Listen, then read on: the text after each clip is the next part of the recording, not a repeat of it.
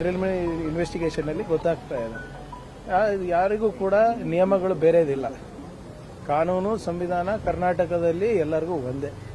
ಯಾವ ಸಮಾಜ ನೋಡಲ್ಲ, ಹಿಂದೆ ಮುಂದೆ ನೋಡಲ್ಲ. ಯಾರು ಕಾನೂನನ್ನ ಕೈ ತಗೋತಾರೆ ಅದಕ್ಕೆ ಅವರಿಗೆ ತಕ್ಕ ಶಿಕ್ಷೆ ಆಗುತ್ತೆ. ಇದರಲ್ಲಿ ಯಾವುದೇ ಮುಲಾಜಿಲ್ಲ. ಬಿಜೆಪಿಯವ್ರು ಏನಾದರೂ ಹೇಳಲಿ ಸರ್, ಅವ್ರ ಪ್ರಕಾರ ನಡೆಯಕ್ಕಾಗ್ತದ? ಕಲ್ ತೂರಾಟ ನನ್ನಿಂದ ಆಗಿದ್ರೆ ನಾನು ಜೈಲಲ್ಲಿ ಇರ್ತೀನಿ ಅಷ್ಟೇ. ಅದರಿಂದ ಯಾವ ಓಲೈಕೆ ರಾಜಕಾರಣನೂ ಇಲ್ಲ, ಯಾರು ಮನಸ್ಸು ಬಂದಂಗೂ ಮಾಡ್ಲಿಕ್ಕಾಗಲ್ಲ. ಎಲ್ಲದಕ್ಕೂ ಒಂದು ನಿಯಮ ಅಂತ ಇದೆ. ಆ ನಿಯಮದ ಪ್ರಕಾರ ನಡ್ಕೋಬೇಕು ಎಲ್ಲರೂ ಅಷ್ಟೇ. ಅಸ್ಸಾಂ ವಿಸಿಟ್ ಮಾಡಿದ್ರಿ, ಕಾಂಗ್ರೆಸ್ ತರ ಅಲೆ ಇದೆಯಾ ಸರ್ ಈ ಬಾರಿ? ಅಸ್ಸಾಂ ಯಾರು? ನಾನು ಹೋಗಿದ್ದೆ ಇಲ್ಲ ಸ್ವಾಮಿ, ನನಗೆ ಗೊತ್ತಾಗ PCC ಭೇಟಿ ಇಲ್ಲ. ನಮಗೆ ಈಗ ಬಜೆಟ್ ಬರ್ತಾ ಇದೆ. ಕಲಬುರಗಿ ನಗರಕ್ಕೆ ನಾರಾಯಣಪುರ ಡ್ಯಾಮಿಂದ ನಮಗೆ ಒಂದು ಯೋಜನೆ ಬೇಕಾಗ್ತದೆ. 1500-600 ಕೋಟಿ ರೂಪಾಯಿ ಯೋಜನೆ ಇದೆ. ಮೊನ್ನೆ ಮಾನ್ಯ ಮುಖ್ಯಮಂತ್ರಿಗಳಿಗೆ ನಾವು ಸಬ್ಮಿಟ್ ಮಾಡಿದ್ವಿ. ಇವತ್ತು ಉಪಮುಖ್ಯಮಂತ್ರಿಗಳಿಗೆ ಮನವಿ ಮಾಡ್ಕೊಳಕ್ ಬಂದಿದ್ವಿ ಅಷ್ಟೇ. ಅದು ಬಿಟ್ಟು ಬೇರೆದೇನಿಲ್ಲ. ಒಂದಷ್ಟು ಸಚಿವರು ದೆಹಲಿಗೆ ಹೋಗಿದ್ದಾರೆ. ನಾನು ದೆಹಲಿನಲ್ಲೇ ಇದ್ದೆ. ಅವಾಗೇನು ವಿಶ್ಲೇಷಣೆ ಮಾಡಿದ್ರಿ ತಾವು? ಈಗ ದೆಹಲಿಗೆ ಅವ್ರವ್ರ ಕಾರ್ಯಕ್ರಮ, ಅವ್ರವ್ರ ಇಲಾಖೆ ಕಾರ್ಯಕ್ರಮಕ್ಕಿರ್ಬೋದು ಅಥವಾ ಖಾಸಗಿಯಾಗಿರ್ಬೋದು ಹೋಗೋದು ಸಹಜ. ಬಟ್ ಯಾರ್ಯಾರು ಹೋಗಿದ್ದಾರೆ, ಏನಕ್ಕೆ ಹೋಗಿದ್ದಾರೆ ನನಗೆ ಮಾಹಿತಿ ಇಲ್ಲ. ದೆಹಲಿ ಹೋಗ್ತಿದ್ದಾರೆ, ಕೆಲವರು ಫಾರಿನ್ ಟೂರ್ ಹೋಗ್ತಿದ್ದಾರೆ. ಬಜೆಟ್ ಟೈಮ್ನಲ್ಲಿ ಹೋದ್ರೆ ನೀವು ಆತಂಕ ಪಡಬೇಕು. ಬಜೆಟ್ ಇನ್ನ March 6 ಇದೆ ಅಲ್ಲ ಸರ್. ಇವಾಗ ಖಾಸಗಿ ಪ್ರೋಗ್ರಾಮ್ಗಳು ಹಾಕೋಬಾರ್ದು, ಖಾಸಗಿ ಪ್ರವಾಸಗಳಿಗೂ ಹೋಗಬಾರ್ದು ಅಂದ್ರೆ ಹೇಗೆ?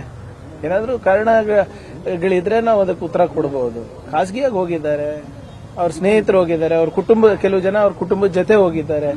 ಅದರಲ್ಲಿ ರಾಜಕೀಯ ಏನ್ ಬಂತು? ಕೃಷ್ಣ ಅವರ ಬಂಧನದ ವಿಚಾರದಲ್ಲಿ ಸಾಕಷ್ಟು ನೋಡಿ, ಸಾಕ್ಷಿ ಆಧಾರ ಇರಲಾರ್ದೆ ನಾವು ಏನಾದರೂ ಮಾಡ್ಲಿಕ್ಕಾಗುತ್ತಾ?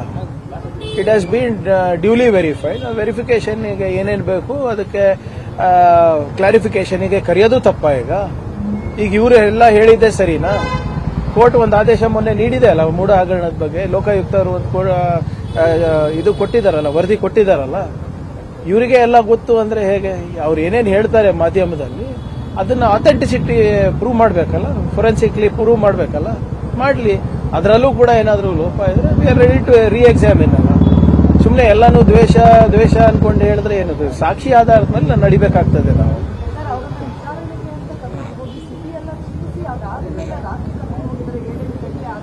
ಅದ್ರ ಬಗ್ಗೆ ಮಾಹಿತಿ ಇಲ್ಲ. ಇವತ್ತು ಬೆಳಿಗ್ಗೆ ಪೇಪರ್ನಲ್ಲಿ ನೋಡಿದೆ, ಕೆಲವು ಜನ ಬೇರೆ ಎಲ್ಲೋ ಕರ್ಕೊಂಡು ಹೋಗಿದ್ದಾರೆ ಅಂತ ಹೇಳಿದ್ರು. ಇಲ್ಲ, ಅವರು ಸಿಟಿ ಸ್ಟೇಷನ್ ನಲ್ಲೇ ಇದ್ದಾರೆ ಅಂತ ಕೂಡ ಬಹಳ ಸ್ಪಷ್ಟವಾಗಿ ಸ್ಥಳೀಯ ಏನು ಪೊಲೀಸವರು ಮಾಹಿತಿಯನ್ನು ನೀಡಿದ್ದಾರೆ. ಅದು ಮಿಕ್ಕಿದ ವಿಚಾರ ನನಗಷ್ಟು ಮಾಹಿತಿ ಇಲ್ಲ. ಮುಖ್ಯಮಂತ್ರಿಗಳು ನಿನ್ನೆಯಿಂದ ಸಾಲಾಗಿ ಎಸ್ಪೆಷಲಿ ಒಬ್ಬ ಕುರಿ ಕಾಯುವವನು ಮುಖ್ಯಮಂತ್ರಿ ಆಗಿದ್ದ ಸಹಿಸ್ಕೊಳಕ್ಕಾಗಲ್ಲ, ನನ್ನ ಜಾತಿಯನ್ನ ಸಹಿಸ್ಕೊಳಕ್ಕಾಗಲ್ಲ, ಈ ರೀತಿ ಅವರು ಯಾರು ನೋಡಿ, ಅದು ಯಾರು ಮಾಡಿದಾರೆ ಗೊತ್ತಿಲ್ಲ. ಸಹಿಸ್ಕೊಳಕ್ಕಾಗಲ್ಲ ಅಂದ್ರೆ ಇಷ್ಟೊಂದು ಬಜೆಟ್ ಮಂಡನೆ ಆಗ್ತಾ ಇತ್ತಾ ಹೇಳಿ? ಇವತ್ತು ಸುದೀರ್ಘ ಕಾಲ ಅವರು ಮುಖ್ಯಮಂತ್ರಿಗಳಾದವರು. ಬಹುಶಃ ನೀವು ಮೊನ್ನೆ ಮಾಧ್ಯಮದಲ್ಲಿ ತೋರಿಸ್ತಾ ಇದ್ದಂಗೆ ದೇವರಾಜ ಅರಸ್ ಸಾಹೇಬ್ರ ರೆಕಾರ್ಡ್ ಅನ್ನ ಮುಡಿದಂತವರು, ಒಳ್ಳೆ ಆಡಳಿತ ಕೊಟ್ಟಂತವರು. ಹಿಂದೆ ಹಲವಾರು ಭಾಗ್ಯ ಕೊಟ್ಟಿದ್ರು, ಈ ಸರಿ ಗ್ಯಾರಂಟಿಗಳು ಕೊಡ್ತಾ ಇದ್ದಾರೆ.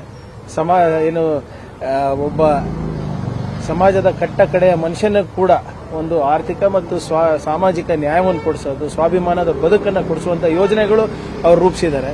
ಇವೆಲ್ಲನೂ ಕೂಡ ಆಗಿರೋದು ಎಲ್ಲರೂ ಅವರ ಜೊತೆ ಇದ್ದಾರೆ, ಅವ್ರ ಬೆಂಬಲಕ್ಕೆ ನಿಂತಿದ್ದಾರೆ ಅಂತ ತಾನೇ ಆಗಿರೋದು.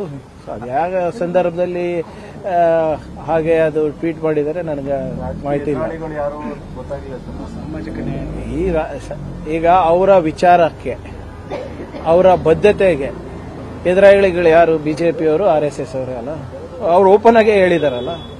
ಅವ್ರು ಏನಿದ್ರು ಕೂಡ ಬುದ್ಧ, ಬಸವ, ಅಂಬೇಡ್ಕರ್ ಅವರ ತತ್ವವನ್ನ ಪಾಲಿಸ್ಕೊಂಡು ಬಂದವರು.